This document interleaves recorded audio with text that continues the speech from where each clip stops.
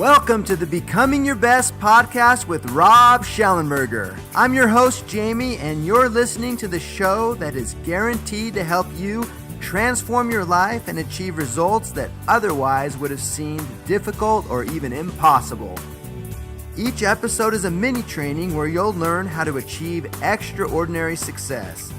Rob is a best-selling author, former F-16 fighter pilot, Air Force One advanced agent, world-renowned keynote speaker and corporate trainer who's trained Fortune 500 companies around the world, executive coach, father of 4 children, and the CEO of Becoming Your Best Global Leadership, Mr. Rob Schellenberger. All right. Well, good afternoon, good morning to our podcast listeners. Welcome back to the Becoming Your Best podcast. This is your host, Rob Schellenberger, and I have got a special guest here with us today. And it's kind of funny because I will introduce Ryan to you, but Ryan is a person whose story I've told in different seminars around the world. And so it's fun to have him on the podcast with us today because really what he's done was inspiring to me. His story is going to be in our book coming out next spring, Becoming Your Best for Teens. And I think what Ryan is doing has really blessed a lot of people around the world. And so excited to have him today with us. So with that, let me introduce to you Ryan Hurljack. And Ryan, if you don't mind, maybe you could just tell our audience a little bit about you and what you're doing and your background so that they can get to know you a little bit on a more personal level. Yeah, absolutely. Thanks for having me on, Rob. My name is Ryan Hurljack. I grew up in a small town outside of Ottawa, Canada's capital. And I guess the easiest way to put it is when I was a kid, when I was 6 years old, I started volunteering. I became engaged in a school project to fundraise money for clean water projects. And the easiest way to say is it never really stopped, and it became part of my life, and it became something that really meant a lot to me. And it was able to get to the point where what started out as something that was very naive and something that may not have done anything ended up building a well and then doing so much more. And then it got to the point where it created a foundation called the Ryan's Well Foundation, and that's been around for 16 years now. And we've been able to do over 1,000 water projects all over the world, helping almost 1 million people get access to clean water. So I guess my story is that you're never too young to make a difference, and you never know what will make a difference sometimes. Yeah, tell us a little bit about that, Ryan. So, I mean, and I think you just totally undersold yourself. I mean, as far as what you've done is amazing. You've brought clean water to over 1 million people now at this point. What he didn't mention is that he was on Oprah. I mean, he's been on different shows. I asked him where he's been recently, and he's been in Singapore, Uganda, different places. And so what you're doing is really amazing, and clearly just a very humble person, which speaks volumes to you. Maybe just expand a little bit on this, how it came about from that age. What happened there? Well, knowing more about it, I think it's easier to understand why it's easy to be humble about it. Because when I was a kid, my teacher tried to explain to us a complicated issue, that there were people in the world that didn't have access to clean water, and we didn't understand. We were like, why don't they have water fountains? And things 6-year-olds ask teachers. And my teacher really had to take the time to explain it to us. Like, no, that's not everyone has water. Sometimes kids your age have to walk as far as 5 kilometers, which we did not understand. So my teacher tried to explain it to us by saying that's about 5,000 steps, which didn't help either. But it got me thinking. So I took the steps it took me to get from my classroom to the water fountain, and I counted 10. So, you know, when we were a kid, I guess one thing that was stressed on me a lot was this concept of sharing, that things were fair in the classroom. And to hear that it wasn't really around the world, and that there were kids who couldn't even go to school because they had to spend their days getting water, it kind of upset.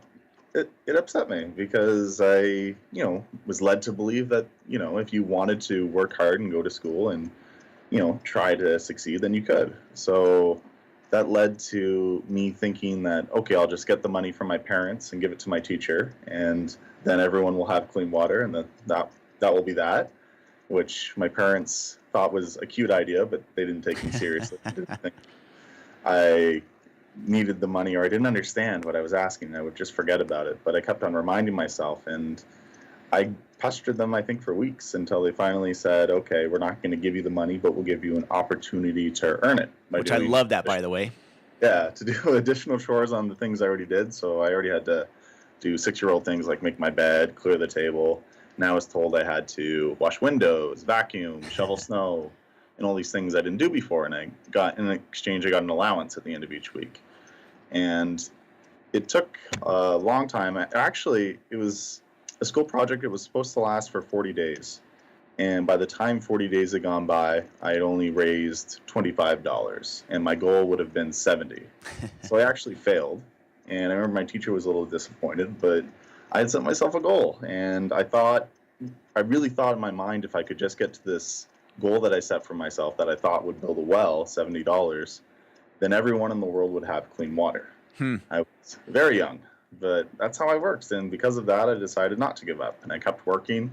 And it took me 4 months to raise the $70, only to find out that that would nowhere near cover putting in a well somewhere in the world. It would cost closer to $2,000, to which I said, that's okay, I'll just do more chores.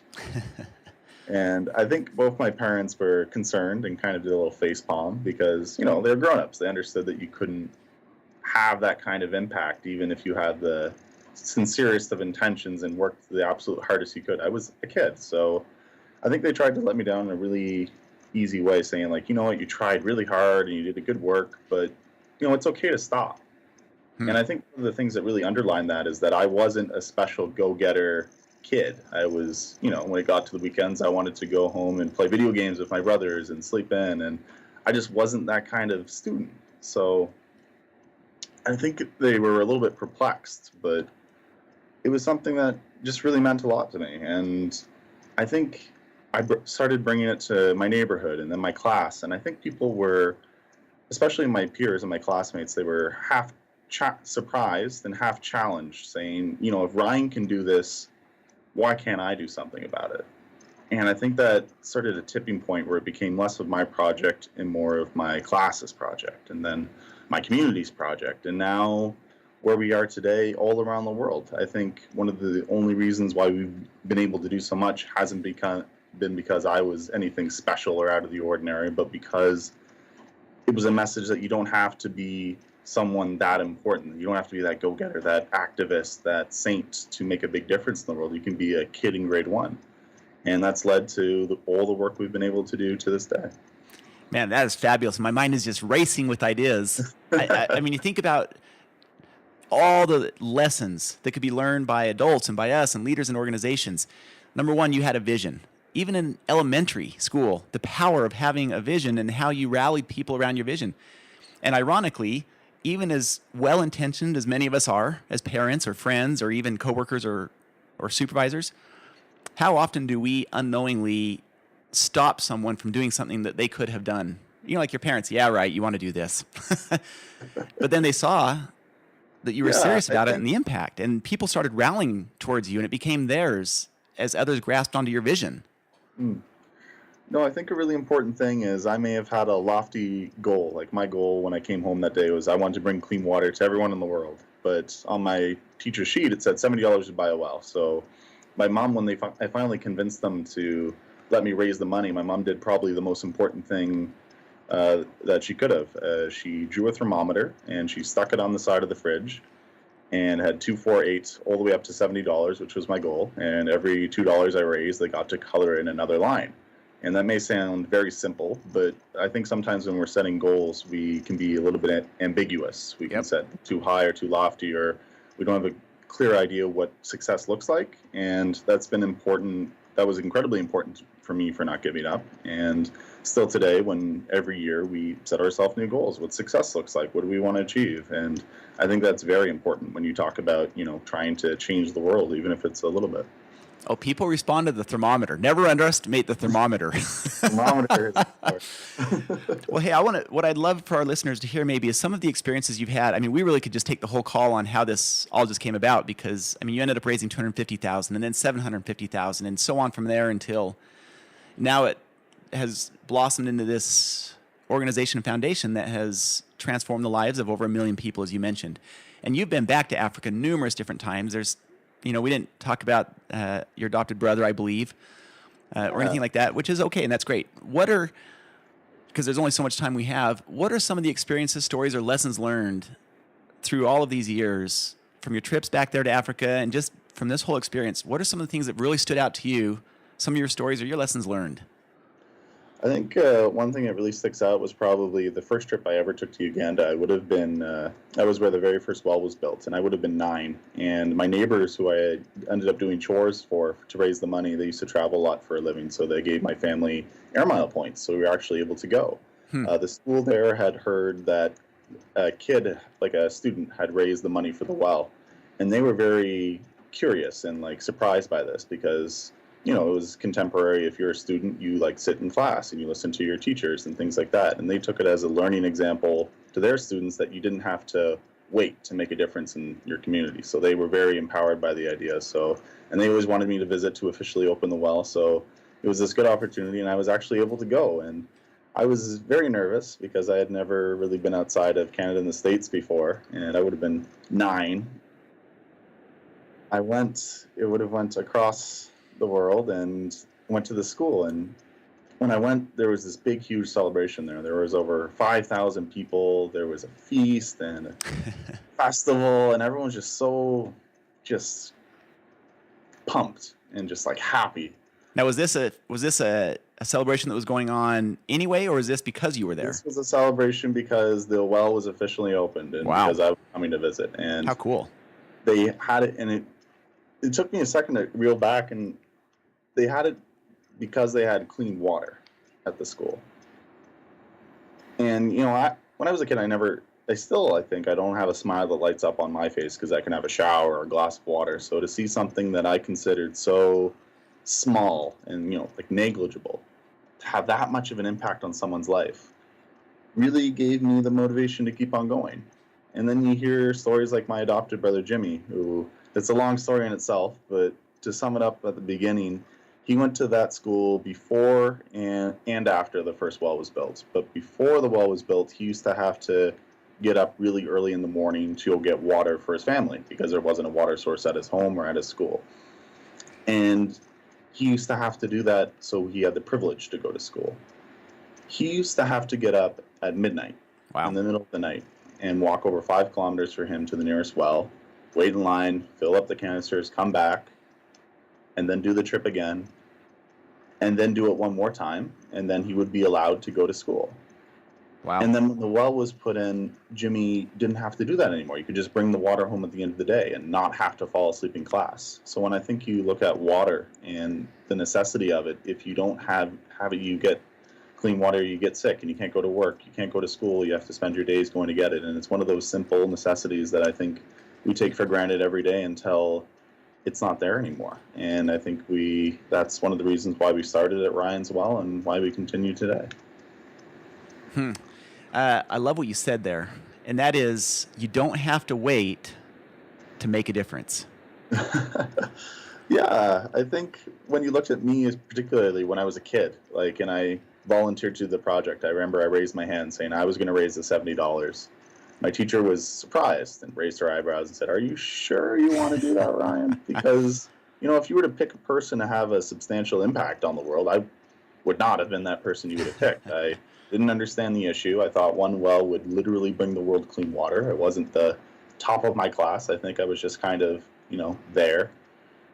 And I wasn't really a leader. So I think it was just that initiative to, I found something that I cared about. I couldn't believe about the amount of steps it took me to get to the water fountain. So I raised my hand. And I think that's a powerful thing that you lose when you get older. You become more cynical, more logical. You look at the complexities of things and find it as an excuse of inaction to not do anything because of how hard some of the problems are we face. But I think it's incredibly powerful to sometimes think like a 6-year-old, to say, okay, I know how I feel about this.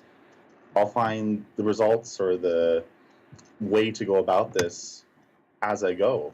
But I know how I feel, and that's the driving factor. And I think that's, the driving factor that still sticks with us today. It's still that same goal I had when I was a kid. Isn't there power in almost that naivety? There's a couple of statistics that we use in our seminars that the average person has been told no, or what they cannot do 148,000 times approximately by the time they're 18 years old. And we think what that does for our dreams and our visions of what we think is possible, and it really puts a lot of us as adults into a box. to where we say we can't do that. Well, that's our perception of reality, but we take away all that programming and we put the mind of a 6-year-old or 7-year-old in our brain, and all of a sudden, wait, what if we did go do that? Whatever that is. You know what I mean? Yeah, absolutely. I think one thing that we get drilled in is that, we can't act, or that, I guess it's difficult because when, as I grew up with all this, it was easy to become a little bit discouraged because you saw how big the problem actually was. Like back then, it was 1 billion people that didn't have access to clean water. And you grew up and you see all the complexities and layers and all the reasons why people say no. And it's important to realize those challenges and not be ignorant, not stick your head in the sand. But at the same time, you can't focus on that when your goal is also there. And you're going to fail. Things aren't going to go right at the same time all the time. Like I would have failed so many different fundraisers and little things and little goals that I set for myself. But at the same time, if you keep on going forward and focus on that initial why and say yes, I think that's incredibly important. Yeah, well, and I think that from my feeling, I mean, and I know that you don't have a whole lot of background because this is the first time we've actually ever talked about the 12 principles of highly successful leaders. And it's ironic how many of those you, without even maybe necessarily knowing it, are living and doing. I mean, talk about one of them is to lead with a vision. The second is to manage with a plan. The 12th is to never give up. And when you start to bring these all together, it creates a combination of excellence no matter where we're at in life. And you see that manifest. I mean, when you were 6 and 7, you didn't even know it, but really what you had was a vision. And then you went to work on executing your plan. And people rallied to that. And you're right, you had, there's missteps along the way. We all have that. So that's one of the reasons I love your story, is because it encompasses so many of those principles of success. And so what are you doing? Maybe just describe now what you're doing. What's the current state of things over there, and what's your vision for the future now? Well, I volunteered for Ryan's Well for about 18 years. For me, I did a lot of different things. I went to school out in Eastern Canada. I did a few different jobs, and then I started working for Ryan's Well actually 2 years ago, helping with the project work and the fund development, and actually doing a lot of the work on the ground, which is really amazing to be a part of. But I guess it's just moving forward. Last year we had a really good year, and this year we're going to keep on going forward, doing all our project work where people like Jimmy need to be able to go to school, and it's as simple as that, really. So we have to kind of start over every year. So we're just tackling our goals, trying to fundraise as much as we can and do as much work as we can to help achieve that goal of when I was 6. Yeah. And when you do this right now, where is primarily your work focused? Is it in Uganda? Is it in the other parts of Africa? Is it where's the primary bulk? Right now, we work in Eastern Africa and Uganda and Kenya, and we work in Ghana, Burkina Faso, and Togo, and Western Uganda, and we do a lot of work in Haiti. Where we work is because we have the best on-the-ground local partners there, and we're able to very well micromanage our projects so we are accountable for every little thing, and which is really important for us because we may be a small organization, but one of the reasons why we've been able to stick around over the last 16 years is because that's been our focus. We wanted to make sure that every penny that we fundraised went towards where it needed to be.